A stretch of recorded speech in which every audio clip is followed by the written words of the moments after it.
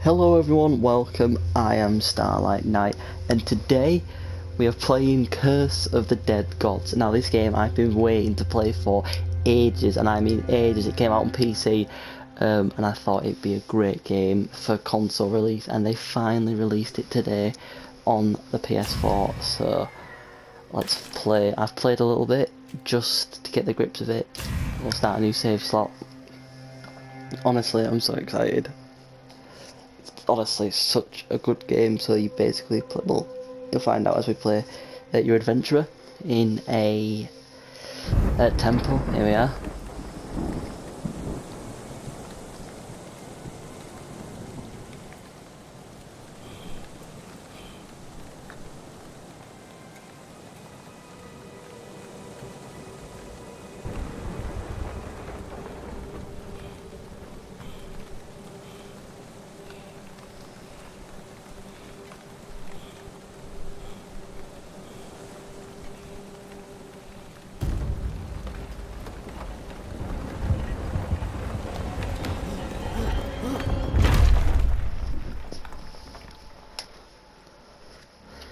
So yeah, we go exploring, we get trapped in. So basically, the 5 points beneath me, they are my stamina.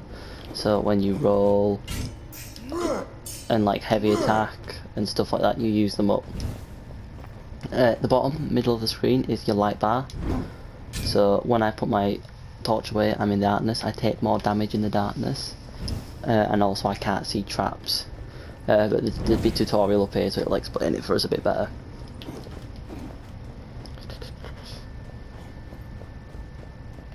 We go through the door into the temple itself.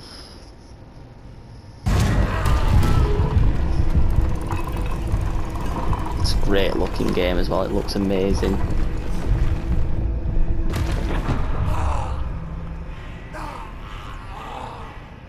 Oh, and it's open.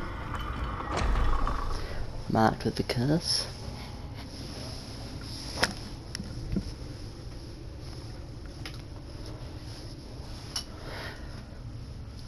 Now I will apologise if you hear a lot of clicking. The audio picks up my controller and it's somewhat of a combo-y game, so you may hear some clicks and clatters. I can only apologise for that. Right, so here we are in the temple. This is a tutorials temple, so it'll give us a tutorial here. So light reveals hidden traps. Standing in darkness increases the damage I take by 50%. And the indicator at the bottom of the screen, like I said earlier, will tell you if you're in dark, it'll be black and red if you're in darkness, and like yellow and gold if you're in light. Press X to attack with my torch. Torch can spread fire to braziers, and enemies' elements on fire will spread light around. So if I were to light the torches here, see how there's these traps that have appeared? Those won't be visible in light. So now to dodge. And so you dodge, right trig R2, and it uses your stamina up with every dodge. So we can attack with our weapons here. So 4 attacks with machete with square is a combo, like that. And then also we have a pistol which we can use, which if you time there, you get a critical. So hold the main attack for a while, then release the charge attack. Requires a stamina point on use. I can do the same for triangle for our weapon, which is your secondary weapon. Sometimes they're ranged, sometimes they're not. If you time it perfect, you get a more damaging shot. And then if we use square, square, triangle, we can do an offhand combo. So if I just go 1, 2, oh. So you've got to be quick with it.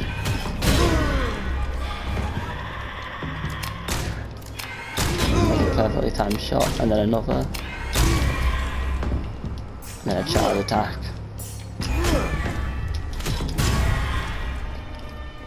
So it doesn't matter about damage at the start here, this is just to Here we go, parrying. Use parry action at the very last moment to counter enemy attacks. Parrying successfully weakens the enemy. It will take more damage for a short time and restore 2 points of stamina. So we can dodge the enemies or parry them. So I'll try parry first, which is kind of hard. It's very hard to parry. That is something you'll learn. And we can dodge. If we do a perfect dodge, which is when you dodge at the last moment, which is not that, that's damage, we glow gold and gain stamina. Like there, we gain some stamina.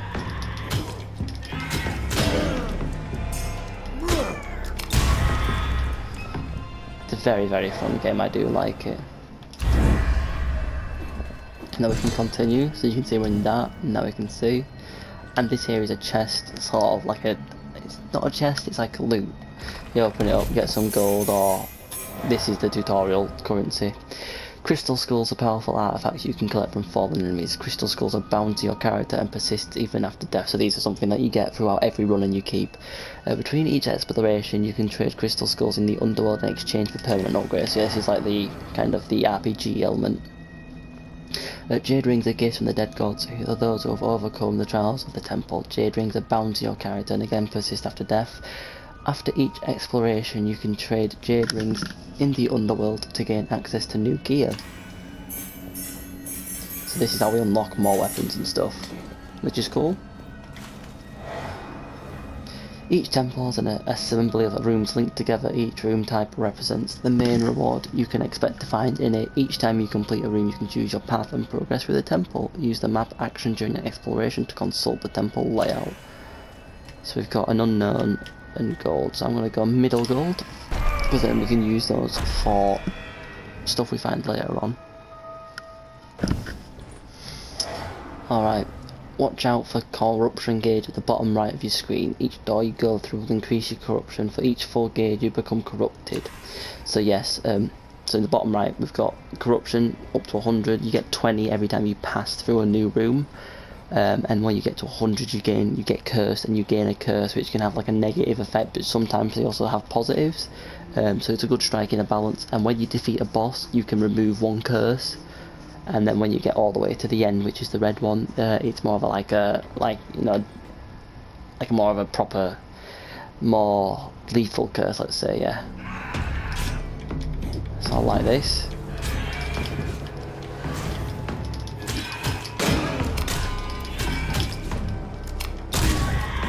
So when you get kills, you fill your greed meter. So there's a greed meter, so when you take damage you lose it.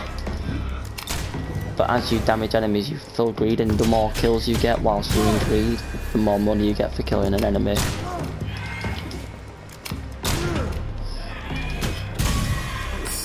See there, we got 3 kills, yeah. There we go. After defeating an enemy the greed kill timer starts. Chain kills to increase your greed kill count and the amount of gold released by enemies. Hitting enemies, perfect dodges and parries before the timer. Greed kill series resets, the timer drops off or you take damage. So yeah, you want to keep this up. That's an explosive barrel. It's also worth knowing enemies are hidden in the darkness if you haven't already seen them.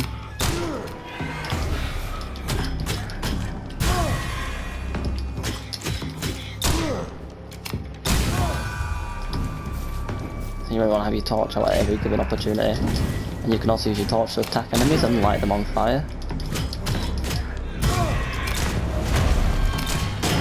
And then all those, so you'll notice these enemies have purple attacks, they curse you when you're hit by them. So you really want to be avoiding those ones at all costs. And you also want to avoid taking damage altogether.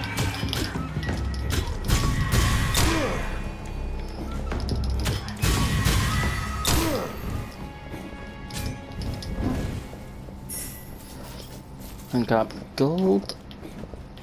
This is a gold floor, so there'll be more gold laying about than normal. So this here is a relic. They're sometimes dropped from enemies. So 20% base damage to pistols. So the first time you pick up a new item, you can offer it to the god, which is like a small bonus. Sometimes you get health, other times you get gold, or you can reduce a bit of the curse. But I'm just going to take that. and then it'll explain the inventory. So when we open up, we have 1, 2, 3, 4, 5 relic slots, and obviously these are the curses and your weapons. We get more weapons as we go, and then these are your enemies. So here's our little loot. They're sometimes randomly. Not every room has them, they're just littered around randomly. Heal 3% of max health when an enemy is killed by the environment. That one's hard. That's like when you use like these braziers here to blow them up, or there's traps that you can use to kill them as well. Those will count as environmental kills. We'll go on attributes. So in the bottom left, I should mention attributes. In the bottom left we have 3 attributes we have. Bear with me a moment. Oh. So we have max health, damage and treasure find. So these all increase the more points you have in them, your attributes, the higher the percentage. And some weapons scale off attributes, and also some relics can offer attributes. But those will become more apparent when we go into it. So I'll show you the trap mechanics. So when I put my weapon away, I can't see the trap, so it can attack me. But then it reveals it with the light. So the torches is very important.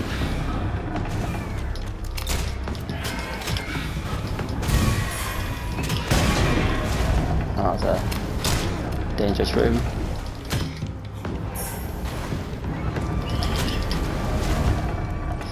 Oh.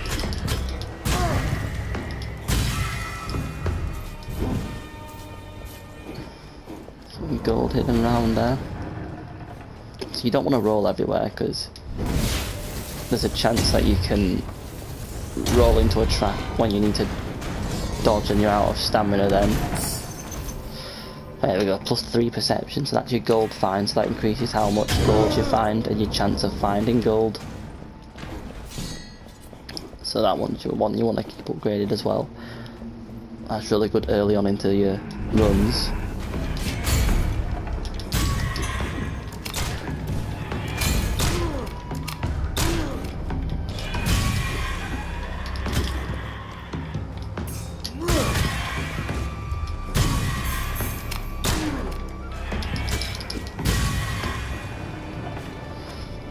So here we got a new 2-handed weapon, which is the 3rd slot in the bottom left. These ones are square and these are heavy weapons, so can also be charged attacks, and they cost a stamina to use anyway. And here's our attribute shrine. So the blue ones with damage, so really I want to take both of these because they're really good, treasure find and damage. Obviously you're going to want damage and everything. So now you see we've got 5 and 8, so that increases it even more. Healing your weapon, we'll go weapon. Get a new weapon, hopefully get something better than our default machete and pistol. And also don't forget to try out the new spear.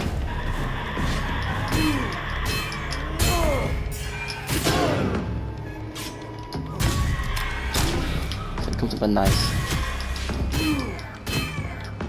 so it looks like it can weaken enemies.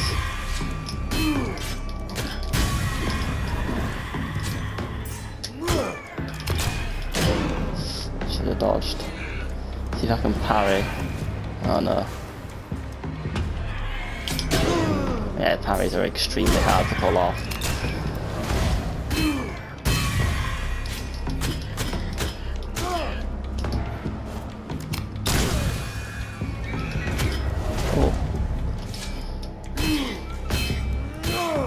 So 3 hits with the javelin in a row will weaken an enemy, so they take more damage. Oh, that's a big guy.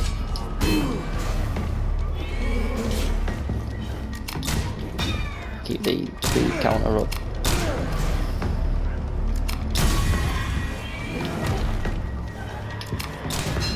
So that big guy's bad because he can destroy the lighter main source, which isn't what you want when you rely on light not to take lots of damage. It's gonna triple hit him. There we go, so he's weak now. Ah, here we go, that was a great combo. Weighted Blades is a throwing weapon which would replace our machete. Projectiles damage increase based on the distance travelled, so we have a throwing which is nice, but it takes up a stamina point to do it properly. So that's like pros and cons. So I will take another attribute because the weapon damage is nice, especially the further in we go. The red one increases your health and stuff, so that's also good. So here we see our first curse. Mortal Harvest. The life essence of those who sully the sacred temples is not wasted. The value of blood is far greater than that of precious metals when used wisely. So there's a chance that urns will be filled with gold, but instead they'll be filled with blood now. When we gain blood, blood heals, but it inflicts the corruption, so basically I can take blood from pots, but I'll get corrupted for it. Beware, the fifth and final curse, it will strongly jeopardise your chance of success. So let's see if I can show.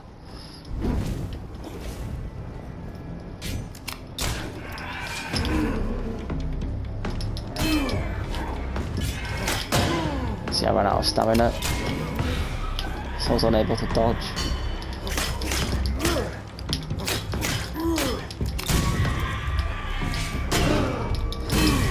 So it takes some time to equip your heavy weapons, so you want to be careful not to get caught with your weapon out when you need it. This is why you need your torch out to see all the traps.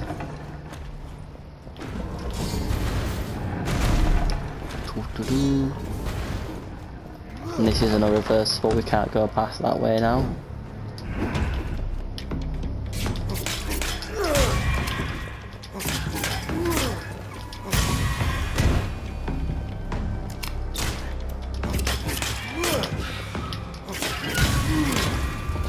This guy charges up an attack,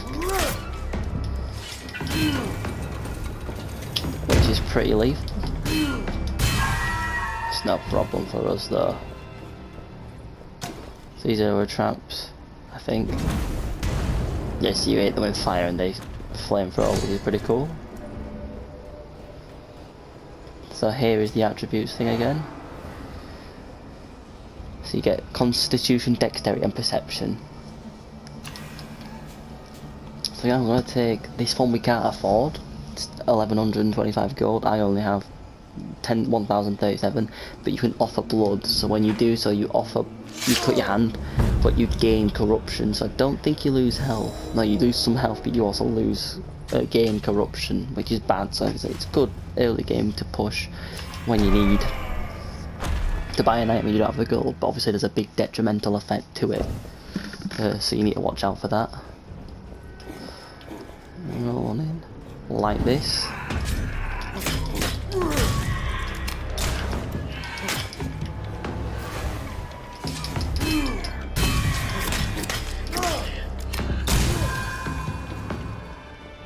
Carry on the greed timer. There we go.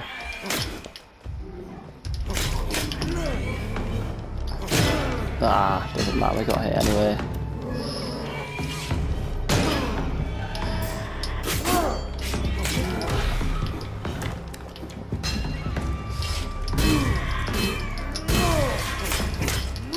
There we go, comboing him.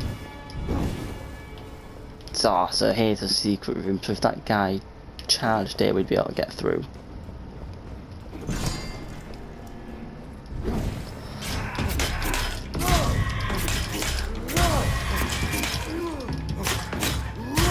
And this has got a good 1-2-3 combo with the square, just to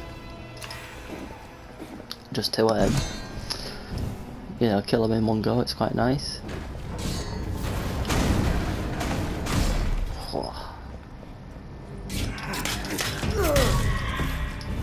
So yeah, here you can see these blood vials.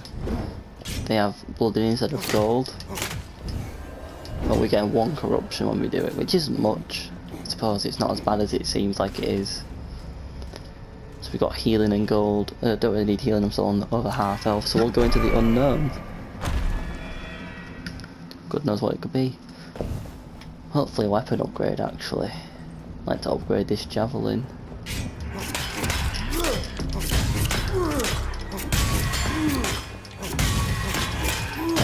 Oh, he hit me good. I believe he dropped a weapon. Sidewinder sword. Finishers cost no stamina. So actually I will take that over those, so let's see.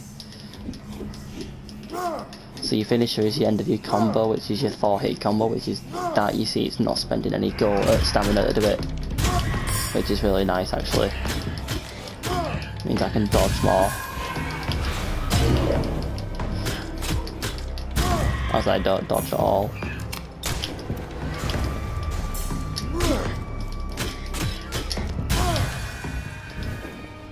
So there's a chest up here. I think it's a relic chest, yeah, the relic symbol on. So I don't want that one, so I'm going to offer it to the gods. And I don't have a whip, so I'm going to offer it up to the gods. Again, don't have a whip, so I'm just going to keep offering up to the gods, lower our corruption and stuff. There we go, the second curse. Divine Pact. I'm not going to...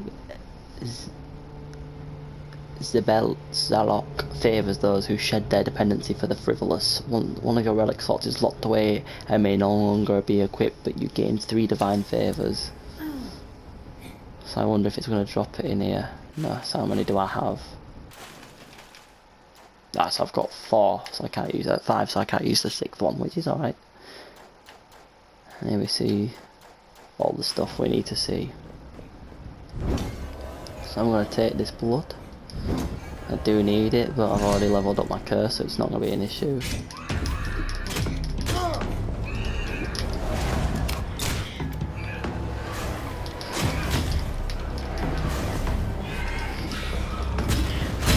Oh, rolled into that trap. Oh my gosh. Oh dear. Way too much damage there.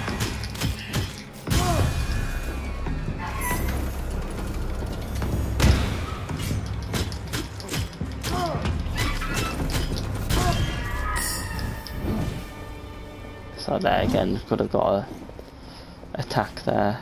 Plus 3 dexterity, which is damage, so gonna drop that health one.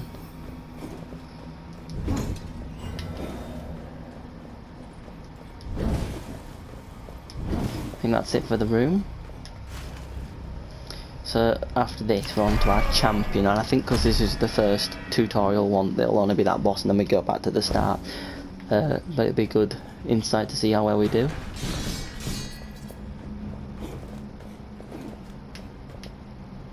So that's going to lock behind me, I think, so I want to actually get this gold first. Actually there's a one-way thing there, so I think this might be a secret. Slightly better. Oh, I can coax them, you're right.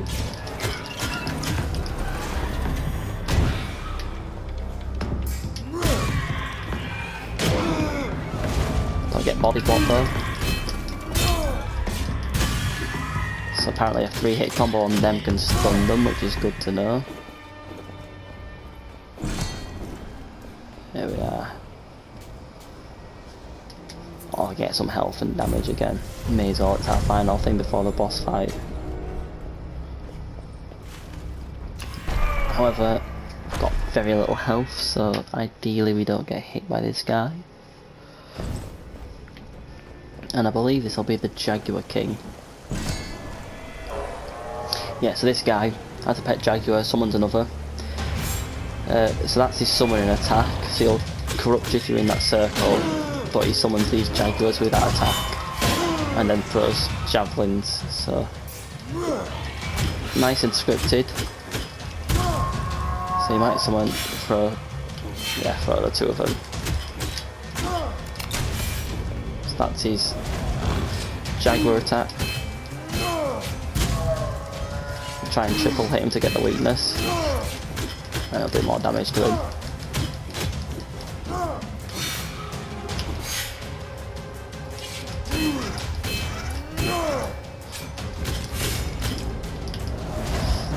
It's a close one.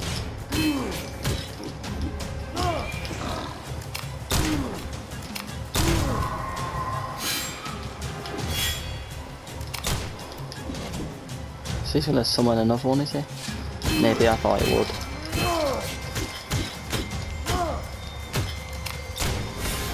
There we go.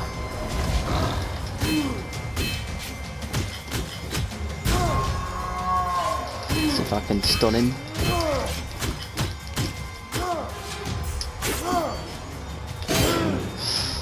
Oh, that was close.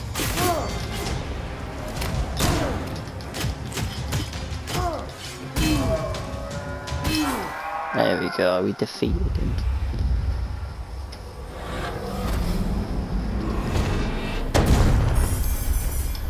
This is where we get all of our green gems. And now we can return to base.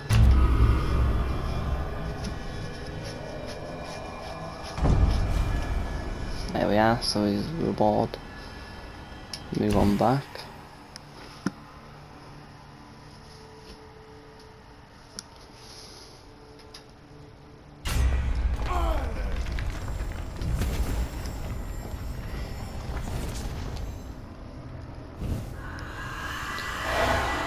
Blood Emblem acquired, 60 blessings available. The underworld is a place between life and death, where dead gods slumber. The interaction menu action near the central steel in the main hall to access the underworld. There you can offer crystal skulls and jade rings to the gods to unlock new upgrades. All the underworld upgrades are persistent and will remain after death. Well, I'm going to leave that episode here. It's just a quick look at the game. I hope you all enjoyed. If you did, leave a like and comment down below if you want to see more, and be sure to subscribe if you want to never miss a new video, and I'll see you all next time. Goodbye.